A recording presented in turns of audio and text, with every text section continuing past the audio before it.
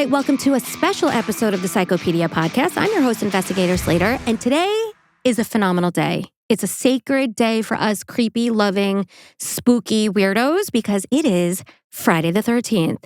And I believe it is the only Friday the 13th that we're going to get in 2025. And to celebrate with all of you wonderful people who I consider to be part of my creepy-ass family, I wanted to give you a special Friday the 13th bonus episode. I hope you like it. Stay safe out there. Maybe consider making vanilla cupcakes with blood spatter food coloring like I'm going to be doing, like I do every Friday the 13th. And just enjoy the day. It's for us. And this case is for you guys. They say Friday the 13th is just superstition, a cursed date carved in crimson, sending black cats running, markets tanking, and mortals daring to glance past the veil. But if you dig deeper, beneath the folklore, past the hockey mask, and into the real world, you will find something far more chilling, a pattern. Because historically, Friday the 13th hasn't just been unlucky, it's been lethal. Today's episode isn't about some campy slasher film or a viral Reddit thread with more speculation than substance. It's a blood-soaked reality. Real devastation that occurred under the shadow of a date soaked in what is supposed to just be superstition, like the universe somehow knows to mark its calendar and show up right on time. So lock your doors, kill the lights, toss the rabbit's foot, and pray you are not next, because Friday the 13th isn't just lore, it's a deadline. Dun, dun, dun. So today we're going to be diving into some true catastrophic events that unfolded on this cursed date. Some I'll spill the full cup of tea on, and others it's just going to be the headline and a body count so that I don't keep you guys here until the 14th. With that, cross your eyes, fingers, and toes, and let's begin. Story number 1.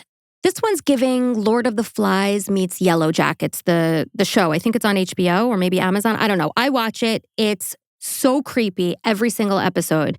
But this story I'm about to tell you is real. And it happened on Friday, October 13th, 1972, when Air Force Flight 571, a chartered twin-engine plane carrying a Uruguayan rugby team, crashed high in the Andes Mountains. Now, the crash itself was absolutely horrifying. But what happened after? That's where the true terror began. On October 12th, 1972, the chartered Air Force plane lifted off from Montevideo carrying 45 souls, members of the Old Christians Club rugby team, along with some of their friends and family, bound for Santiago, Chile for what was supposed to be a celebratory exhibition match. But bad weather rerouted them to Mendoza, Argentina, where they spent the night grounded. By the afternoon of October, Friday the 13th, they were airborne once again, following a flight path meant to skirt the most treacherous parts of the Andes through a lower mountain pass. But somewhere along that frozen corridor of sky and stone, something went wrong. The pilot, disoriented but confident that he'd already cleared the peaks, radioed for descent clearance. But the plane wasn't out of the mountains, not even close. And as the aircraft dipped below the cloud line, the passengers, young, loud, full of adrenaline, suddenly fell silent. Just feet from the nose of the plane loomed a jagged wall of rock and ice. And then, in an instant, a devastating impact. Both wings of the plane were torn clean off. The tail section detached and vanished into the white, along with the people inside of it. To be specific, 7 people were sucked out of the fuselage before the plane even crashed. 4 more, including the pilot and one of the players' mothers, were killed upon impact. And what remained of the fuselage rocketed down the side of the mountain like a sled from hell, finally coming to rest, half buried, half crushed, on a remote glacier more than 11,500 feet above sea level. The rugby match, of course, would never be played. Instead, a new game had begun, one that lasted nearly 2.5 months and came with rules written in blood, hunger, frigid temperatures, cannibalism, and, incredibly, survival. 29 of the plane's 45 passengers died, but not right away. 33 actually survived that initial crash. Of that set of people, only 16 endured the area's harrowing freezing temperatures, injuries, as well as 2 avalanches. The initial crash claimed the lives of 12 people instantly. Of the passengers who survived the initial impact, many were left so badly injured with their bodies broken and battered. But the horror didn't even end with the crash. Over the course of the first night, 5 more souls perished, their fragile bodies unable to withstand the brutal shock. Another died a week later, succumbing to the wounds that had left her fading in and out of consciousness. By the end, only 16 people remained, each clinging to the faint hope that rescue was just around the corner. One of the survivors, named Roberto Canessa, said the following, which literally made me shake because it sounds like everyone's worst nightmare. This was written in the book titled Society of the Snow. And in that book, Roberto explained where his head was at following the crash. And it's so harrowing. This is how he explained it. I don't know if there was some mad and wicked scientist who said, instead of using guinea pigs, let's put human beings out into the ice. Let them be young so that they can resist more and not die as easily from the diseases and injuries they get. Let's remove the oxygen from the air to make them stagger and hallucinate. The majority will be university students, so we can see if they will be able to get through it, to see if they organize themselves, if they work as a team, if they plan and creatively solve their problems. Let's have them be athletes too and see if they have the capacity to survive 72 days, while first 3 and then 2 of them attempt to walk for 10 days to escape their hell, climbing over the towering mountains to get to the valleys below. Let's discover in this sinister laboratory if a society of the snow forms. Let's see how long they tolerate it, how many of them are able to endure. If they've survived this far, shivering from the cold and on the edge of panic, then let's add another trick, crueler yet, more debasing if possible, so that they descend into the depths of the void, and however deep it may be, it will always get worse. And that's the end of the quote. He went on to discuss how the survivors truly believed that they saw and heard rescue planes that were never there, just a mirage of safety and warmth and hope. As the days dragged on following the crash, the survivors huddled together in temperatures as low as negative 40 degrees Celsius, which also is negative 40 degrees Fahrenheit, their breath visible in the freezing night air. Here's a fun fact for anybody who's scratching their head at this. Negative 40 degrees Celsius and negative 40 degrees Fahrenheit is the only temperature where the Celsius and Fahrenheit scales intersect. The survivors had crafted a shelter from the twisted wreckage of the plane's fuselage, but the walls of metal offered little protection. As night fell, the sub-zero cold seeped through their makeshift refuge, biting into them like a hungry predator. The wind howled, carrying with it the bitter scent of death from the wreckage where their loved ones and teammates had perished. They rationed what little food and wine they could find, stretching the scraps to make the days last longer. Some even ate the foam out of seat cushions to fill their bellies with something. Sadly, within a week, all supplies were gone, and the survivors were left to face the vast, unforgiving wilderness with nothing but each other and the fading hope that they would be saved.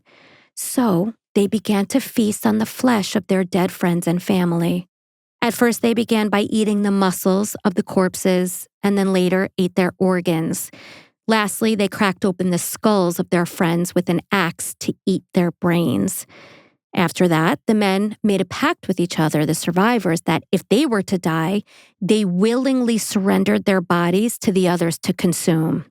Because one thing that I read in the book that I mentioned earlier is that they felt a tremendous amount of guilt eating their friends and family, which I think is a really beautiful sentiment for them to have had. It wasn't warranted, right? They needed to survive. They did what they had to do to survive. But the fact that they still had like a bleeding heart for their friends and family who passed, and they weren't just so consumed with their own survival, I think is just a beautiful thing to hear about human nature. As indicated by Roberto in this book, quote, "I give myself so that my arms might assist others, that my legs might help them walk, and that my muscles move and form part of the means to live." According to Roberto, the group survived by holding fast to 5 simple yet powerful principles: teamwork, perseverance, love, intelligence, and above all, hope. It was this unwavering foundation that empowered the final survivors to endure not just the immediate devastation following an actual plane crash, but then 2 back-to-back avalanches that buried the fuselage in snow and killed 8 more survivors while trapping the rest inside for 3 days straight. Those who survived had to rely on the bodies entombed alongside them for food. As temperatures continued to rise, 3 members of the group decided to set out on an attempt to hike over the mountains in order to reach civilization in Chile. 3 days into the journey, one of the men headed back to the fuselage after realizing that there wouldn't be enough food, which consisted of the human meat being stored in socks that they carried with them, to sustain 3 of them. So one went back so that 2 could continue with whatever small rations they brought with them. Then, following a brutal 10-day journey into that brutal, frigid mountain expanse, Roberto and one other survivor incredibly, miraculously encountered a man on horseback who, after a day's wait, was able to alert authorities that there were still people waiting to be rescued back at the crash site. On December 22nd, 72 agonizing days after crashing into the unforgiving mountains, rescue helicopters finally pierced the freezing skies and descended to the crash site. Against every impossible odds, the survivors, souls bruised but not broken, were pulled from the jaws of death and brought back to life. It was the kind of rescue that felt like a second birth, a miraculous escape from the hell that they'd been forced to endure. As the rotors of the helicopters echoed in their ears, the survivors, battered and scarred, allowed themselves to breathe again, each gasping a prayer, each moment a testament to the raw power of survival, will, and hope. Of the 16 who held on through hunger, despair, and unthinkable pain, 14 remain with us today. And every year, on that same day, the day that they were pulled from the brink of oblivion, they actually meet to honor not just the memory of their fallen comrades, but the triumph of their shared survival. The ritual commemoration is more than just a ceremony. It's a collective remembrance of the strength that kept them alive and a quiet acknowledgement that hope, even in the darkest hours, is never truly gone. Each of the 16 survivors contributed firsthand accounts to Pablo Vierchi's book, Society in the Snow, which is what I mentioned earlier, which is also what inspired the movie that's about this case. Highly recommend the book. And the events of this story is what also inspired the Emmy-nominated series, which I mentioned earlier, Yellow Jackets, in which a group of teenagers in a plane crash face the same kind of choices as the survivors of Flight 571, and also the trauma that it gives them years later. Because I don't know that many people really think about the downstream effects of surviving something like this. So that's our first Friday the 13th real-life catastrophe/miracle in today's episode. Now I'm bringing you story number 2. On September 7th, which is my anniversary, 1996, a man was shot 4 times from a passing vehicle in Las Vegas after leaving a boxing match in which Mike Tyson dismantled Bruce Seldon in exactly 109 seconds in front of 16,000 spectators at the MGM Grand on the Strip in Las Vegas. The man who was shot was sitting in the passenger seat of a black BMW sedan when a white Cadillac pulled up alongside and a gunman opened fire, striking the man 4 times. 6 days later, on Friday the 13th, the man was pronounced dead. And that man was none other than influential hip-hop artist Tupac Shakur. Interesting fact, the song that Mike Tyson walked out to before his fight was Road to Glory, which had actually been written by Tupac specifically for Tyson.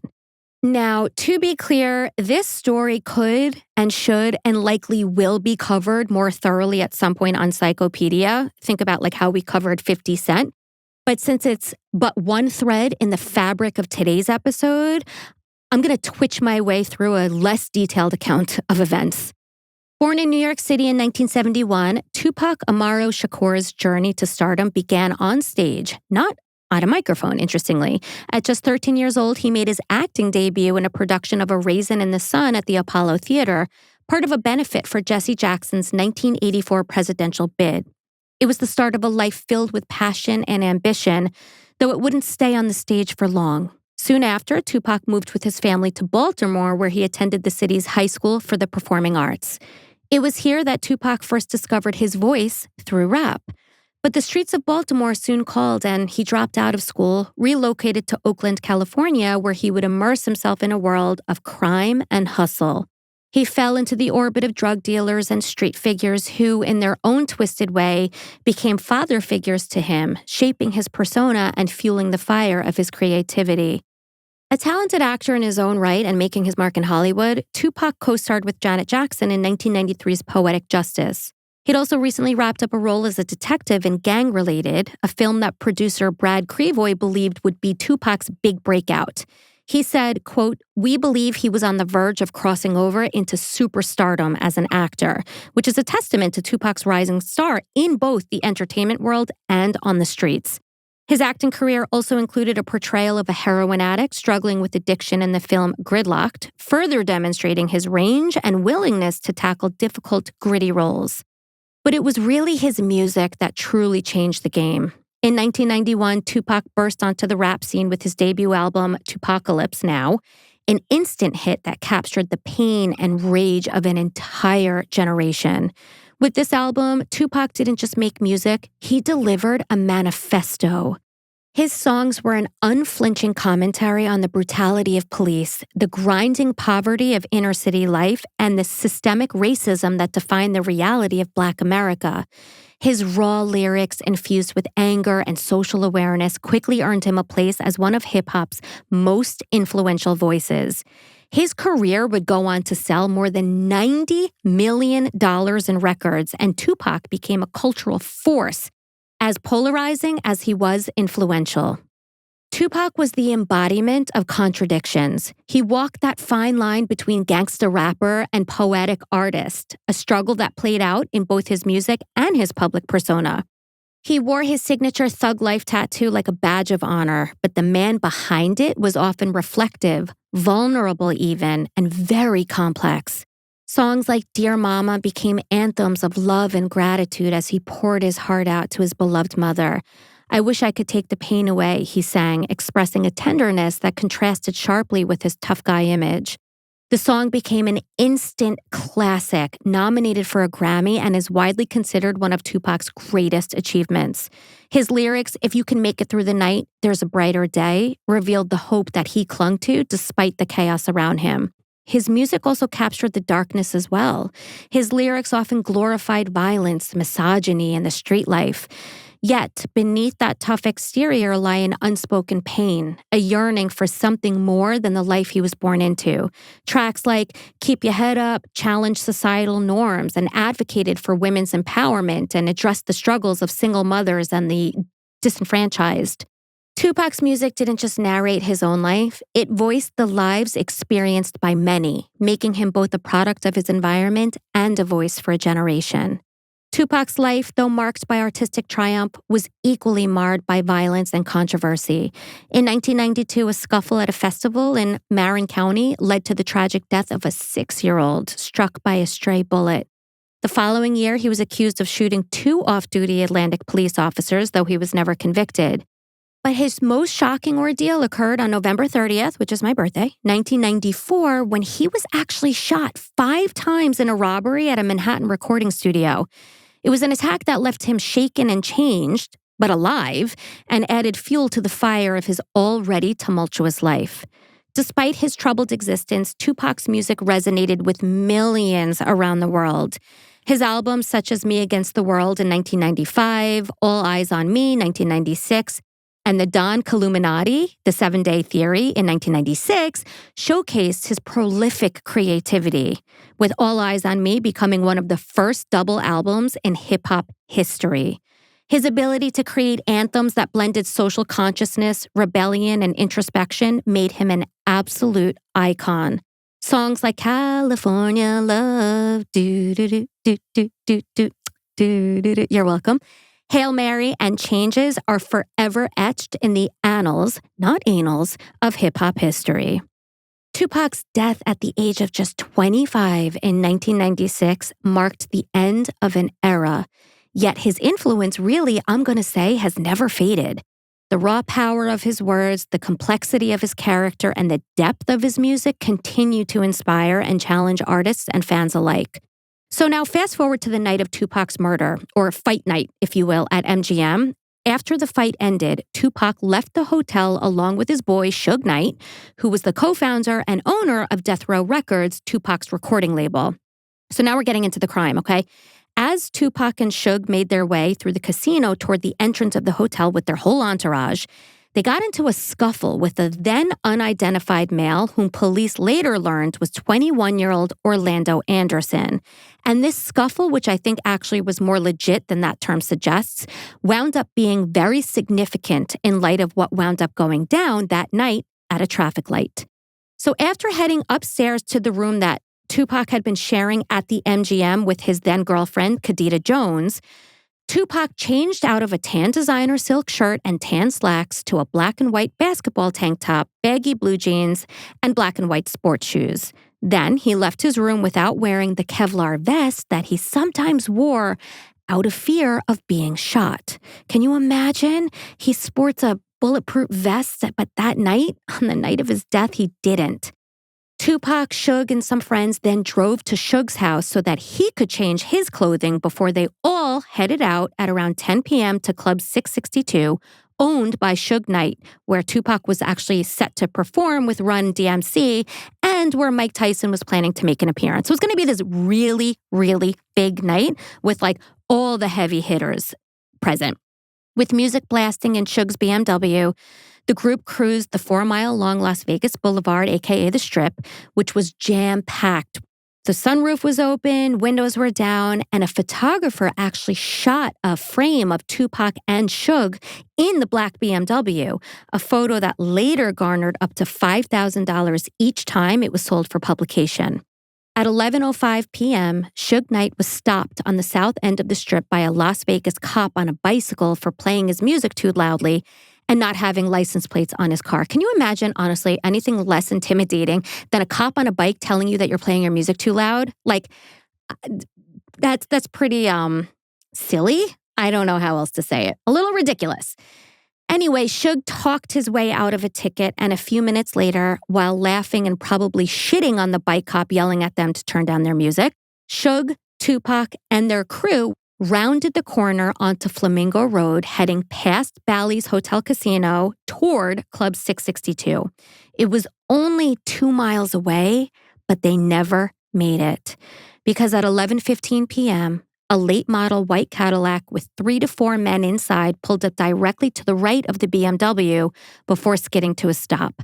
A gunman sitting in the back seat on the driver's side stuck a weapon out of the left rear window in full view of Pac's entourage and pointed it directly at him. Suddenly, the night air was punctuated by 13 loud shots of a semi-automatic handgun as it emptied its magazine into the passenger side of the BMW. 5 bullets pierced the door, some shattered windows, and 4 penetrated Tupac's body as he attempted to climb into the backseat for cover. He was hit in his chest as a bullet entered beneath his right arm. He was hit in his torso. Another bullet went through his hip and sliced through his lower abdomen, ending up floating around in his pelvic area. Another bullet hit his right hand, shattering the bone of his index finger and knocking off a large piece of gold from a ring that he was wearing on a different finger. Tupac Shakur was pronounced dead at 4:03 p.m. at University Medical Center of respiratory failure and cardiopulmonary arrest, and the date of death in September of 1996 was, of course, Friday the 13th. Now, there have been some recent updates on this case, and obviously this was not a typical Psychopedia deep dive, right? I kind of just gave you the highlights of Pac's career, his life, and then we went into the crime. But I still feel like compelled to tell you this little bit of more recent news, and that is that in 2023, former LA area Crips gang leader Dwayne Keefe D. Davis was arrested in connection with Tupac's murder. His trial has been delayed until February 9th, 2026, but I just wanted to quickly drop this info in there.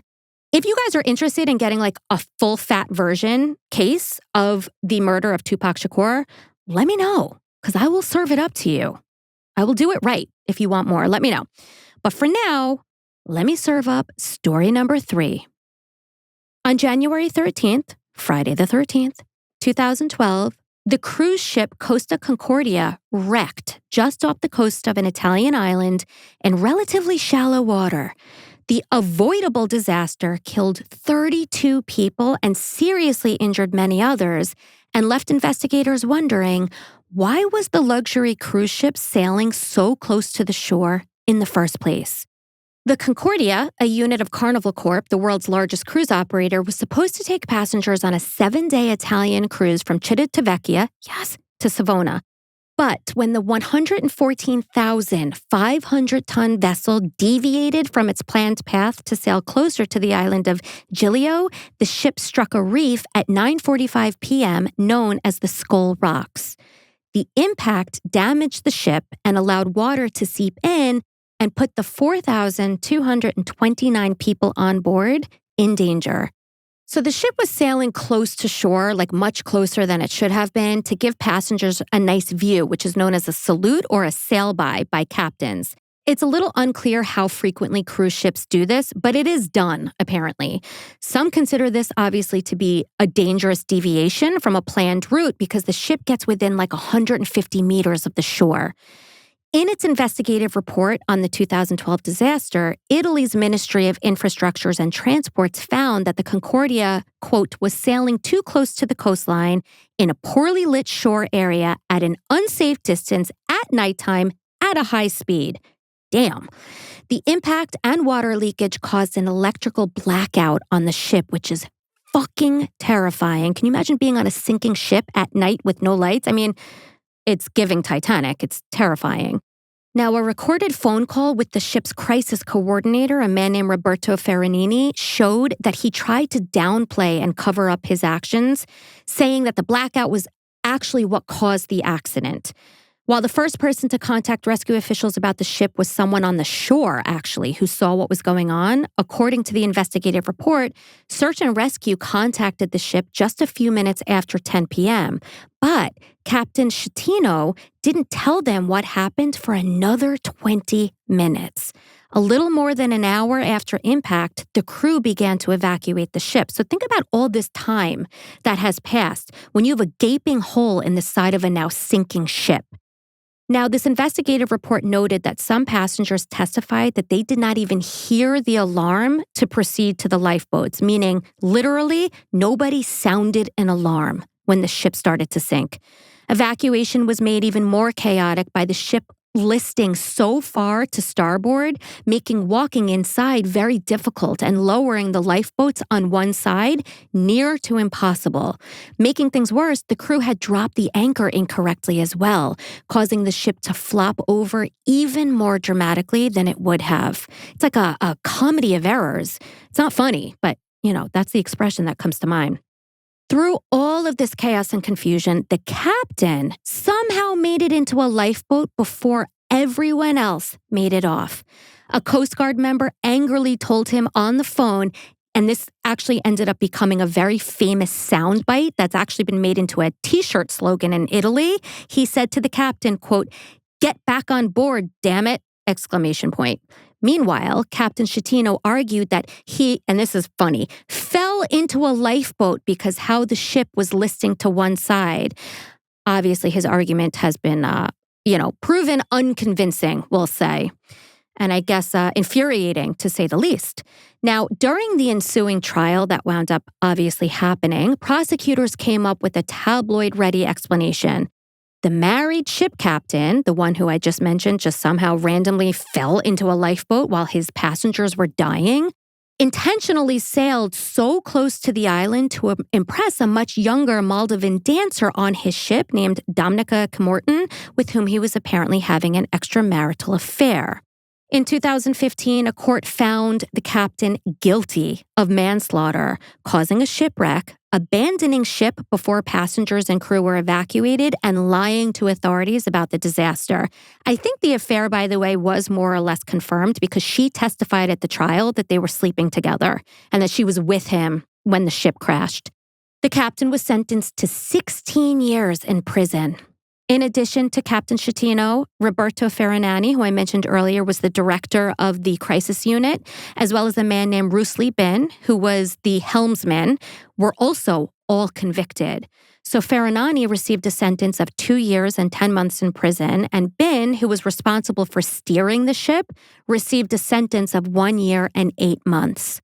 Other people who received convictions for their role in the disaster were Cabin Service Director Manrico Giampedroni, First Officer Ciro Ambrosio, and Third Officer Silvia Coronica. Yes. The wreck was not the fault of unexpected weather or ship malfunction. It was a disaster caused entirely by a series of human errors and possibly by one man's libido. And it all went down in January of 2012 on Friday the 13th. And that concludes story number 3.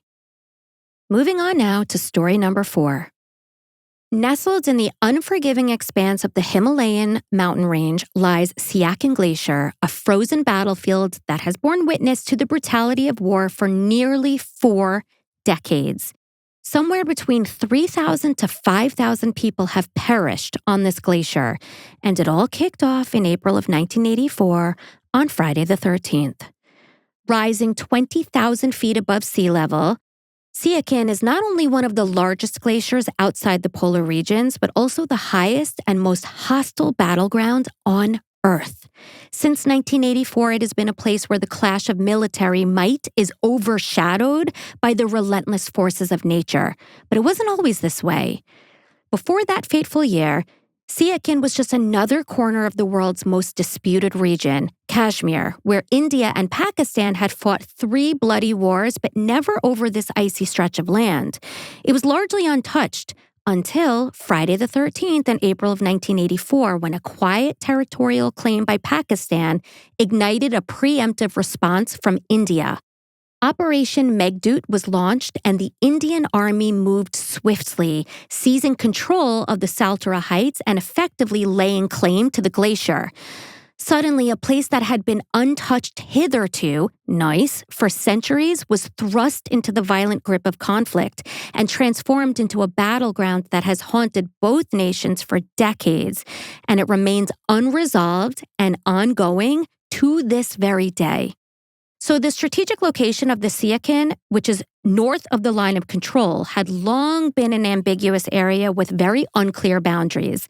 So the line of control, or the LOC, is the de facto border that separates Indian-administered Kashmir from Pakistan-administered Kashmir. However, Siachen Glacier lies north of the LOC in a region that was not clearly demarcated between the two countries. And that was fine for a while. The glacier's ownership had never really been a significant issue between the two countries, until an American map from 1975, which marked it as a part of Pakistan, sparked fierce backlash from India. By the time India and Pakistan faced off on the glacier, the battle was no longer about territory. It had become about national pride. As Kristen Smith, an independent researcher, has pointed out, the glacier became a matter of prestige for both nations. Because, of course, freezing your soldiers to death at 20,000 feet is totally the way to win a pissing contest. Sadly, over the years, the fighting in Siachen has claimed thousands of lives, not just in the way you might expect, and in a way that I've almost already told you about in story number 1. So while there were occasional confrontations, the true enemy here was the glacier itself. Temperatures plummeted to sub-zero extremes, often reaching negative 50 degrees Celsius in winter, with winds that could freeze a human being to their core. The soldiers stationed there faced not only the brutal cold, but the constant threat of avalanches as well, like the one in 2012 that wiped out an entire Pakistani battalion, killing 129 soldiers and 11 civilians. In fact, the glacier, unlike those elsewhere, actually gains much of its mass from unexpected avalanches. Supplies are scarce, and the high altitude means that even basic tasks like eating or brushing teeth are perilous. Survival, not against weaponry or combat, but against the elements, depends on rigorous training and sheer willpower. It takes hours to cook simple meals like lentils and rice, where kerosene remains the only source of heat and energy. The lack of oxygen at these altitudes also drains soldiers of their strength, and it leaves them constantly fatigued and struggling to breathe.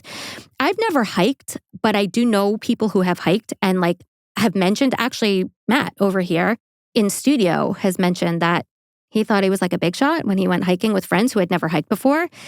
He's like, I'll be fine. You guys are going to die. They were fine, and he almost fainted. Because when you can't breathe that high, it impacts your ability to function. Elevation sickness apparently starts at about 8,000 feet.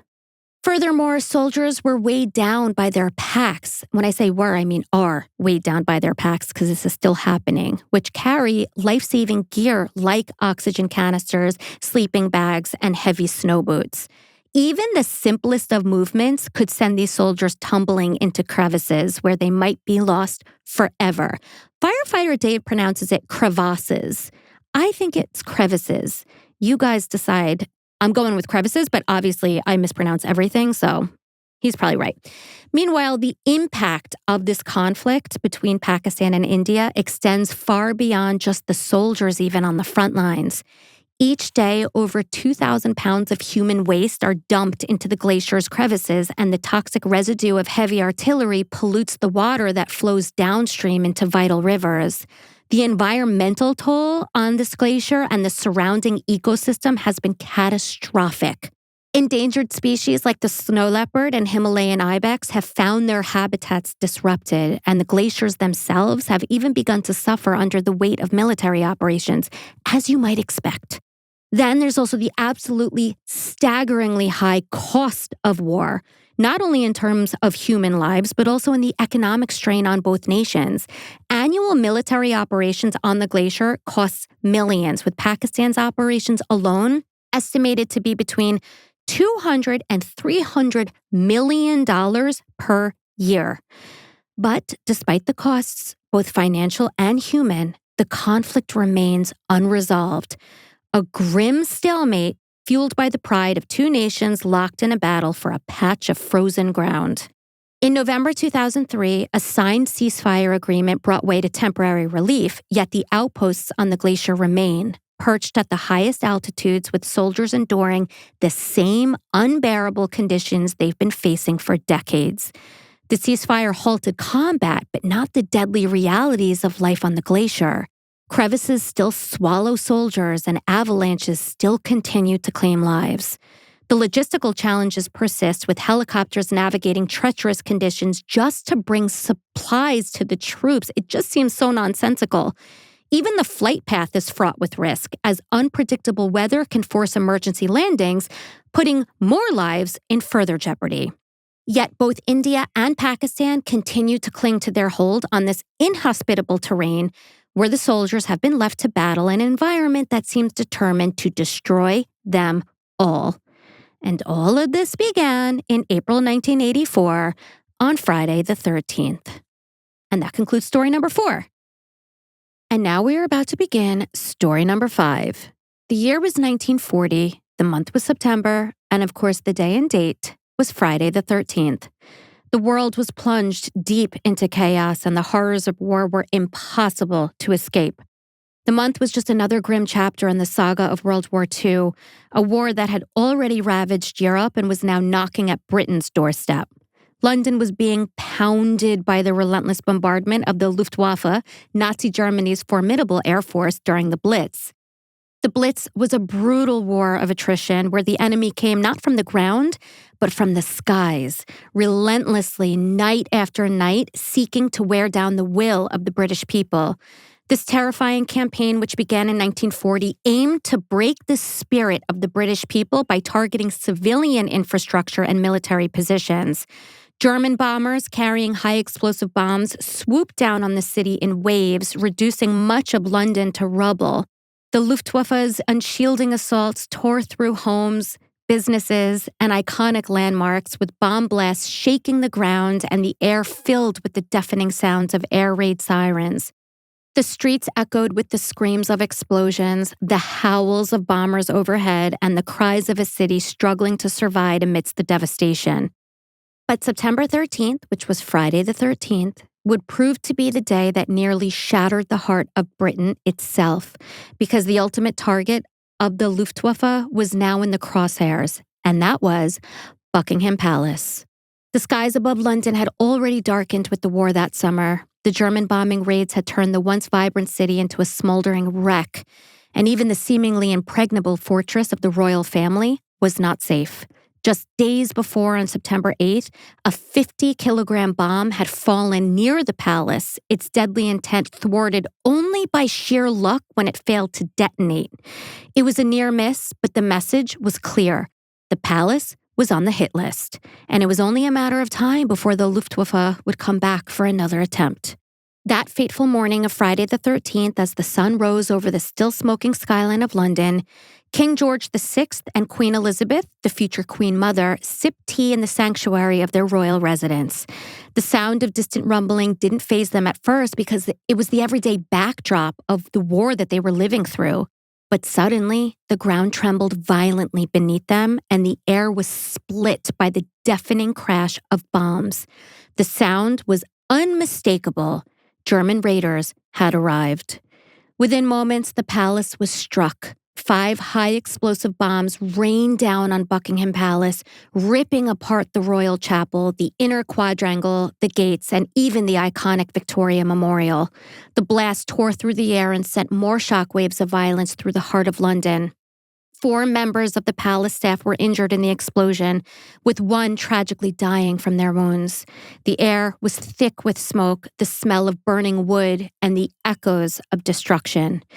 In a letter that she later wrote, Queen Elizabeth described the harrowing moment like this, quote, "I heard the unmistakable whir-whir of a German plane followed by the scream of a bomb as it descended from the skies," end quote. She would never forget the deafening sound of the attack, but by some miracle, both she and the king were unharmed.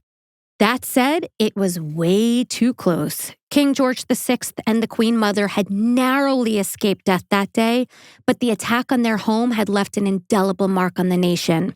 The royal family, ever the symbol of British strength and resilience, had now faced the violence of war head on. It wasn't just an attack on a building, it was an assault on the heart of Britain itself. But rather than cowering in fear, the royal family stood resolute. Despite the Foreign Office's urgent advice to leave the country for their own safety, the king and queen refused to abandon their people. Their defiance in the face of the Blitz galvanized the British public, showing them that their rulers would not cower in the face of war. In a statement that reverberated throughout the nation, Queen Elizabeth declared, "The children will not leave unless I do. I shall not leave unless their father does, and the king will not leave the country in any circumstances whatsoever." This moment of steadfast courage struck chord across Britain and breathed new life into the collective will to fight. The royal family's refusal to abandon their country in its hour of need became a powerful symbol of unity and resilience, something the British people desperately needed as they endured the horrors of the ongoing war. It was a turning point, a moment of pure, unyielding defiance in the face of overwhelming darkness. It was a reminder that even amidst the horrors of war, the spirit of a nation could never be extinguished. So in this way, though violence and destruction certainly reared its ugly head, unity and strength and perseverance rose from the ashes in London in September of 1940 on Friday the 13th. Now, I can't dive into every catastrophic event tied to Friday the 13th, as I mentioned in the intro, or we'd be here until the 14th.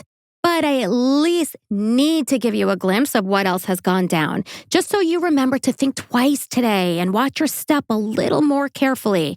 So I'm just going to list some things out for you now. On Friday, March 13th, 1964, a 28-year-old woman named Kitty Genovese was murdered outside her apartment in Queens, New York in the early hours of the morning. Now, you may be wondering why this particular murder is significant. First of all murders of innocent victims are significant. But this particular murder has gone on to become a staple of ethics, psychology, sociology, and criminology for the last 50 years. So Kitty was brutally attacked and murdered outside her apartment, as I mentioned, but the truly shocking part about her death wasn't just the violence, but the fact that, according to initial reports, 38 witnesses heard or saw parts of the attack and did nothing to intervene or call for help. The public's reaction to Kitty Genovese's murder spurred research into what's known as the bystander effect, which is something we've covered before in Psychopedia many times now, where individuals are less likely to offer help in an emergency when others are present. This phenomenon and the failure of witnesses to act prompted psychologists John Darley and B. Blatane to develop the bystander intervention theory. And their research is what eventually contributed to the creation of 911, the emergency services number, obviously designed to make it easier for people to call for help in critical situations. Okay, so that happened on Friday the 13th. Also, on Friday, November 13th, 2015, the deadliest attack on French soil since World War II unfolded, and that was the Paris attacks. A series of coordinated terrorist assaults in the form of shootings and bombs tore through Paris and its suburb, Saint-Denis. 130 people were killed and hundreds were wounded, with more than 100 in critical condition. Interesting, strange, very personally upsetting fact is that one of the places bombed was a bar where firefighter Dave and I actually sipped wine just a few months before that attack. So it was, it hit home, sadly. Next on our list, Friday, January 13th, 1939, after several years of drought, high temperatures and strong winds led to bushfires that spread across Victoria, Australia. The Black Friday bushfires, as they are now known, were part of a devastating bushfire season during which 75% of the state was affected by the fires, as they burned almost 4.9 million acres of land. By the end of January, 71 people had lost their lives, around 1,300 buildings had been destroyed, and a total of 700 homes had been obliterated. Next on our list, Tony Wetzel, who's a researcher that was investigating the correlation between Friday the 13th and emergency room visits, was ironically attacked and killed by hornets on, you guessed it, Friday the 13th in January 1977. Ain't that some shit? Next on our horrible little list here of Friday the 13th tragedies/catastrophes, in 1988, a troubled 19-year-old named March Branch decided to bring his favorite horror film, Friday the 13th, to life.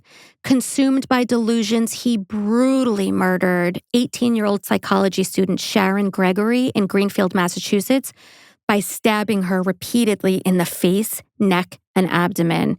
Mark also slit Sharon's throat. But what made this tragedy even more chilling was the fact that Sharon, who had been a family friend of Mark since childhood, had recently compiled a psychological profile on Mark for her school project. The profile focused on Mark's disturbing obsession with horror films, particularly Jason Voorhees and the violence depicted in the Friday the 13th series. And then he went and he murdered her. Next on the list, general impact statement concerning Friday the 13th. Did you know that the world's economy loses about $900 million every Friday the 13th because people are afraid to work and or travel on this date? Bonkers, but also I get it. And lastly, on this terrifying list, on Friday, April 13th, 2029, so we're going into the future here, asteroid 99942 Apophis is forecast to pass Earth a mere 18,000 miles away, closer than any of the satellites that we've put into orbit. If its trajectory shifts even slightly, the consequences could be catastrophic. So don't look up. Get it? Making it a serious concern for scientists and space agencies worldwide. So we have that to look forward to. But first, we got to make it there. So my amazing listeners, I want to thank you so much for listening. If you gave me any amount of time today on Friday the 13th, or whenever you're listening to this, I'm sending you so much luck and love to offshoot whatever curses may be floating around the ether today. And I'm sending you a protective bubble, all right? Because I want to make sure everybody is safe and happy and healthy on this really awesome day, though. Like I said, I bake blood spatter cupcakes. I kind of like the vibe, but I live in this dark world and we know that. Anyway, as always, you guys, I hope you enjoyed this little extra bonus episode.